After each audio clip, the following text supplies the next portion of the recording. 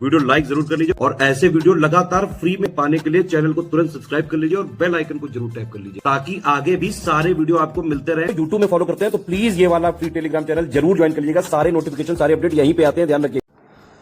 नमस्कार साथियों, स्वागत है आप सभी का स्टडी फॉर सिविल सर्विसेज में। आज की क्लास में जो टॉपिक हम हिस्ट्री में देखने जा रहे हैं वो है स्टोन एज, पाषाण युग। तो अगर आप चैनल पर नए हैं तो चैनल को आज ही फॉलो कर लीजिए, क्योंकि इस पर हम पूरी की पूरी हिस्ट्री को कवर कराने जा रहे हैं, बिल्कुल स्टार्टिंग से लेके, ठीक है। और ये बिल्कुल फ्री लेक्चर रहेंगे आपके लिए, तो आज इनको आप फॉलो कर लीजिए इस चैनल को और अपनी तैयारी को करना शुरू कर दीजिए आरओ की अपकमिंग परीक्षा के लिए।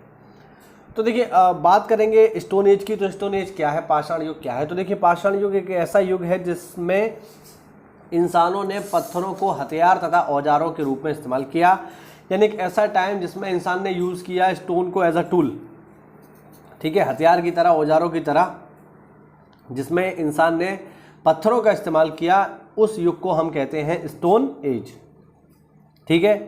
तो बस इतना ही है इसका बेसिक के। अगर कोई पूछे पाषाण युग क्या है, तो पाषाण युग वह युग है जिसमें इंसानों ने पत्थरों का इस्तेमाल औजार तथा हथियारों के तौर पर किया। दूसरा यहाँ पर देखो ध्यान रखना कि जो स्टोन एज है हमारा, जो पाषाण युग है, इसको प्राक ऐतिहासिक काल में सम्मिलित किया जाता है, ठीक है, लिख देता हूँ, प्राक ऐतिहासिक युग, ठीक है ना, ध्यान रखना, प्राक ऐतिहासिक युग में सम्मिलित किया जाता है पाषाण युग को। प्राक ऐतिहासिक युग क्या होता है?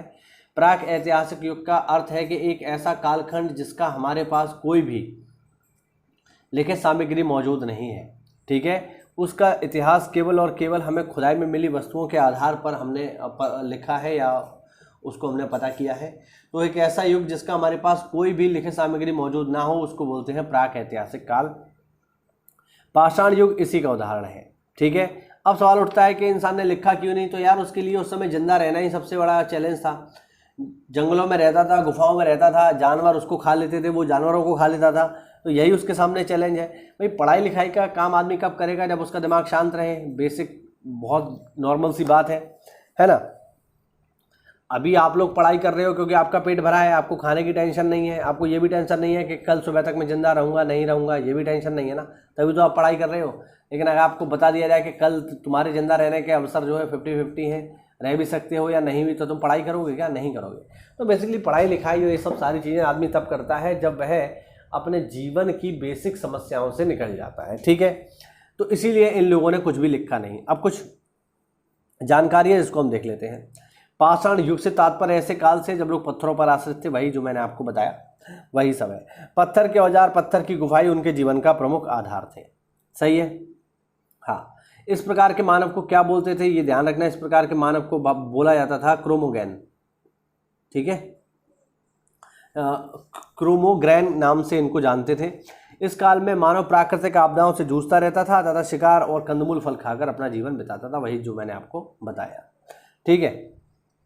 एग्जाम्पल अगर हम देखें तो सोहन संस्कृति है, मद्रास संस्कृति है, विंध्य संस्कृति है, इसके एग्जाम्पल है।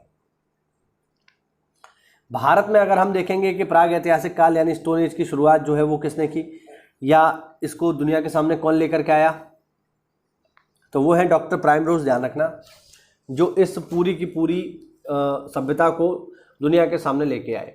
इन्होंने 1842 में कर्नाटक के रायचूर जिले में लिंगसुंगूर नामक नवपाषाणिक स्थल से प्राग ऐतिहासिक औजार प्राप्त किए, यानी पत्थर के औजार प्राप्त किए स्टोन एज के, सही है। प्राग ऐतिहासिक के अंतर्गत पाषाणकालीन सभ्यता तथा आद्य ऐतिहासिक सभ्यता के अंतर्गत सिंधु घाटी सभ्यता तथा वैदिक सभ्यता आती है। अब प्राग ऐतिहासिक के अंतर्गत तो पाषाण काल आ गया। मैंने आपको क्या बताया, पाषाण काल क्या है? प्राग ऐतिहासिक काल है। प्राग ऐतिहासिक काल का मतलब क्या है कि ऐसा समय जिसका हमारे पास कोई भी लिखित साक्ष्य मौजूद नहीं है। आगे लिखा हुआ है कि हड़प्पा सभ्यता या सिंधु घाटी सभ्यता आदि ऐतिहासिक सभ्यता के अंतर्गत आता है। इसका क्या मतलब है? इसका मतलब है कि एक ऐसा कालखंड, आदि ऐतिहासिक काल की अगर हम बात करें तो एक ऐसा कालखंड जिसका हमारे पास लिखित साक्ष्य मौजूद है, बात समझना, लेकिन वह पढ़ा नहीं जा सका है। यानी लिखित साक्ष्य तो मौजूद है, इंसान लिखना सीख गया था इस समय तक, लेकिन उसने लिखा क्या है ये अभी तक हमें पता नहीं है। इसीलिए उसका होना ना होना एक बराबर है। और इस युग का भी काल लेख मतलब इस युग का भी इतिहास लेखन का कार्य हम लोग कैसे करते हैं? हम लोग इस युग का भी लेखन कार्य जो है वो खुदाई में मिली वस्तुओं के आधार पर ही करते हैं। बात समझ रहे हैं? तो इस चीज़ को ध्यान रखना। प्राक ऐतिहासिक का मतलब जिसका कोई भी लिखित साक्ष्य मौजूद ना हो। आदि ऐतिहासिक का मतलब लिखित साक्ष्य मौजूद है लेकिन वह लिखा क्या है ये हम नहीं जानते। बात समझ रहे हैं? तो इंडस वैली सिविलाइजेशन जो है आदि ऐतिहासिक है और स्टोन एज प्राक ऐतिहासिक है। ठीक है, ध्यान रखना, इंपॉर्टेंट चीजें हैं, ये पेपर पूछता है। ठीक। सर्वप्रथम 1863 में भारत में पाषाणकालीन सभ्यता का अनुसंधान प्रारंभ हुआ। ठीक, आगे देखिए। 1816 में टॉमसन ने पाषाण काल, कांस्य काल तथा लौह काल का त्रिवर्गीय विभाजन किया। ये बात पेपर में पूछी जा चुकी है, ध्यान रखना। सर्वप्रथम 1865 में जॉन लुबाक ने पाषाण काल का विभाजन पूर्व पाषाण तथा नव पाषाण काल में किया। लुबाक बाद में लॉर्ड एबेवरी के नाम से भी जाने गए। पुरा पाषाण काल पैलियोलिथिक तथा नव पाषाण काल नियोलिथिक शब्दावलियों का सर्वप्रथम उपयोग जॉन लुबाक ने ही 1865 में किया था, ध्यान रखना। इनकी बुक का नाम है प्री हिस्ट्री टाइम्स। ठीक है। लार्तीत ने पुरा पाषाण काल का विभाजन प्रारंभिक या निम्न पूर्व, मध्य पूर्व तथा उच्च पूर्व पाषाण काल में किया। आगे देखिए। हस्तपरशु यानी हैंडएक्स एक प्रकार का पाषाण उपकरण के निर्माण में फ्लेक विधि, चापर विधि तथा बोरर विधि का प्रयोग किया जाता था, जबकि हैंडएक्स का औजार सर्वप्रथम मद्रास तथा अतिरम पक्कम से प्राप्त हुआ। हैंडएक्स यानी हाथ से चलाई जाने वाली कुल्हाड़ी। इनमें क्लीवर, स्क्रैपर आदि उपकरण भी मिलते हैं। कालक्रम अगर हम देखें तो सबसे पहले आता है क्या, पूर्व पाषाण काल, फिर नव पाषाण काल, फिर कांस्य युग, फिर लौह युग, ध्यान रखना। ठीक है ना। डेनमार्क के कोपनहेगन संग्रहालय की सामग्री के आधार पर पाषाण काल, कांस्य तथा लौह युग का त्रियुगीय विभाजन 1820 में पुरातात्विक क्रिश्चियन जार्गेसन थॉमसन ने किया। ठीक है। पेपर में क्या पूछेगा, पेपर में पूछेगा डेनमार्क के कोपनहेगन संग्रहालय के आधार पर इतिहास का वर्गीकरण किया गया है 3 आधार पर, पाषाण, कांस्य और लोहा। ठीक, आगे देखो। भारतीय पुरातत्ववेत्ता वी.एस. वकड़कर ने पहली बार भीमबेटका गुफा को देखा और उसके शैल चित्रों के प्राग ऐतिहासिक महत्व को खोजा। भीमबेटका कहाँ पड़ता है, एमपी में पड़ता है। ये गुफा है जिसके अंदर पाषाणकालीन चित्र बने हुए हैं। ठीक है, आगे हम पढ़ेंगे तब मैं इसको आपको दिखा भी दूंगा। तो ये इसकी खोज किसने करी है, वी.एस. वकड़कर ने, ध्यान रखना। आगे देखो।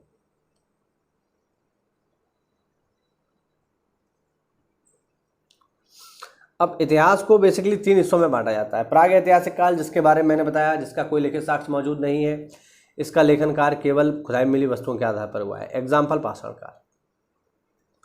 आदि ऐतिहासिक काल, ऐसा काल जिसका हमारे पास लिखित सामग्री मौजूद है लेकिन पढ़ी नहीं जा सकी या पठनी है, तो इसका भी लेखन कार्य कैसा होता है, खुदाई में मिली वस्तुओं के आधार पर। एग्जाम्पल वैदिक सभ्यता, इंडस वैली सिविलाइजेशन। और तीसरा ऐतिहासिक काल, जिसका हमारे पास लिखित साक्ष्य भी मौजूद हो, पुरातात्विक साक्ष्य भी मौजूद हो, दोनों की दोनों चीजें मौजूद हो, ऐसे काल को बोलते हैं हम लोग ऐतिहासिक काल, जो 6ठी शताब्दी ईसा पूर्व यानी भगवान बुद्ध के समय से ही प्रारंभ हो जाता है, ध्यान रखना। ठीक है, ये इनका वर्गीकरण है। ठीक, आगे देखो। आगे और कुछ बेसिक पॉइंट है जिनको देख लेते हैं। निम्न पूर्व पाषाण युग को उपकरणों के आधार पर 2 वर्गों में विभाजित किया गया है। पहला चापर चॉपिंग या पेबल संस्कृति। देखिए, चापर चॉपिंग का मतलब है काटना और खुरचने से। ठीक है, चापर चॉपिंग सर्वप्रथम सोवन घाटी से प्राप्त हुए, इसलिए इसे सोवन संस्कृति भी कहते हैं। वहीं एल्यूशियन संस्कृति को हैंडेक्स संस्कृति कहते हैं। हैंडेक्स को 28 सितंबर 1864 को प्रो किंग ने मद्रास के वदमदुरै और अतिरम पक्कम से प्राप्त किया था। हैंडेक्स मतलब हाथ से चलाई जाने वाली कुल्हाड़ी, ध्यान रखना। वैसे तो कुल्हाड़ी में लकड़ी का हत्था होता है, लेकिन अगर आप उसे हटा करके केवल हाथ से यूज करें तो वो हो जाएगा हैंडेक्स। बेसिकली उस समय की हैंडेक्स पत्थर की बनी होती थी। ठीक है, चूंकि हैंडेक्स सबसे पहले मद्रास से प्राप्त हुई थी, इसलिए इसे मद्रासी संस्कृति भी कहा जाता है। भारत में प्राग ऐतिहासिक के जनक कौन है, ध्यान रखना, रॉबर्ट फुट ब्रूस। ये इंपॉर्टेंट है, ये पेपर में कई बार आ चुका है। क्या सवाल आया है पेपर में, ये नहीं आया इसके जनक कौन है, पेपर में ये आया है रॉबर्ट फुट ब्रूस किससे संबंधित थे। तो ध्यान रखना, ये कोई इतिहासकार नहीं है, ये जियोलॉजिस्ट थे, एक भू सर्वेक्षक थे। ठीक है, याद रखना। रॉबर्ट फुट ब्रूस ने रॉबर्ट बुशफुट ने 1863 में मद्रास के पल्लवरम से पाषाण युग के पहले उपकरण को प्राप्त किया जो कि क्वार्ट्जाइट पत्थर से बना हुआ था। आगे देखिए, डी तेरा के नेतृत्व में एल कैम्ब्रिज टीम के अभियान ने 1935 में सोन घाटी में सबसे महत्वपूर्ण शोध किया। बेलन घाटी में शोध इलाहाबाद विश्वविद्यालय के GR शर्मा के निर्देशन में किया गया था। इस घाटी में लगभग 44 पुरातत्व स्थल पाए गए जो निम्न पुरापाषाण काल से जुड़े हुए हैं। बेलन घाटी जो कि टॉन्स नदी की सहायक नदी है, बेलन उसके किनारे उत्तर प्रदेश के सोनभद्र से निकलकर मिर्जापुर जिले से होते हुए इलाहाबाद जिले में टॉन्स नदी तक मिल जाती है। यह घाटी क्षेत्र पुरातात्विक खोजों के लिए प्रसिद्ध है। इस घाटी को भारतीय प्राग ऐतिहासिक का टेक्स्ट बुक भी कहा जाता है। उपकरणों के अतिरिक्त बेलन के लोहदा नाला क्षेत्र से भी इस काल की अस्थि निर्मित मातृ देवी की प्रतिमा मिली है। ये ध्यान रखना इंपॉर्टेंट है, कहाँ से मिली है, जो संप्रति कौशाम्बी संग्रहालय में सुरक्षित है। मध्य पुरापाषाण काल को पट्टिकाओं की प्रचुरता के कारण फलक संस्कृति भी कहा जाता है। और लास्ट पॉइंट आज के वीडियो के लिए, सिहावल निम्न पूर्व पाषाण संस्कृति का एक पुरा स्थल है। संघावो गुफा मध्य पुरापाषाण काल से संबंधित है। आज के इस छोटे से वीडियो में हमने बात की पाषाण काल की। ठीक है, अगला जो हमारा वीडियो होगा उसमें हम देखेंगे पुरापाषाण काल और फिर आगे बढ़ेंगे तो देखेंगे मध्यपाषाण काल और नवपाषाण काल। ठीक है साथियों, इसी प्रकार से छोटे छोटे वीडियोस बना करके आपको सारी की सारी हिस्ट्री कवर करवा दी जाएगी। तो आप अगर पहली बार आए हैं तो चैनल को सब्सक्राइब करिए, वीडियो अच्छा लगे तो वीडियो को लाइक करिएगा। और मैं तो आपको ये सजेशन दूंगा कि इससे प्रॉपर नोट्स मेकिंग करिए। और मैं विश्वास दिलाता हूँ कि आर परीक्षा में आपको इतिहास से कोई भी दिक्कत होने वाली नहीं है।